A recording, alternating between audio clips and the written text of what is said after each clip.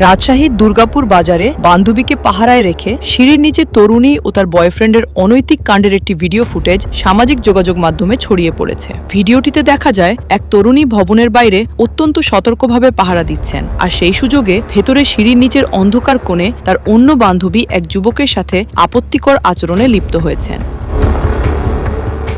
কিছুক্ষণ পর যুবকটি তড়িঘড়ি করে মুখ মুছতে মুছতে বের হয়ে আসে এবং দ্রুত স্থান ত্যাগ করে। এরপর ওই তরুণীও তার পাহারাদার বান্ধবীকে নিয়ে অত্যন্ত স্বাভাবিক ভঙ্গিতে হেঁটে চলে যান। সিনেমার কায়দায় দিনের আলোতে ঘটে যাওয়া এই ঘটনাটি প্রকাশ হতেই নেট দুনিয়ায় নিন্দার ঝড় উঠেছে।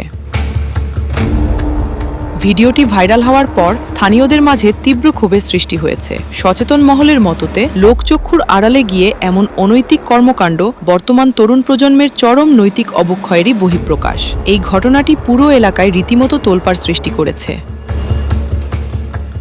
স্থানীয় সাধারণ মানুষ এবং সচেতন সমাজ অবিলম্বে এই ঘটনায় জড়িতদের ফেসবুক ও ভিডিও ফুটেজ দেখে চিহ্নিত করার দাবি জানিয়েছেন। একই সাথে সামাজিকভাবে এই ধরনের নোংরামি রুখতে এবং অপরাধীদের দৃষ্টান্তমূলক শাস্তির আওতায় আনতে প্রশাসনের হস্তক্ষেপ কামনা করেছেন তারা। Desk report 24 hours Bangla.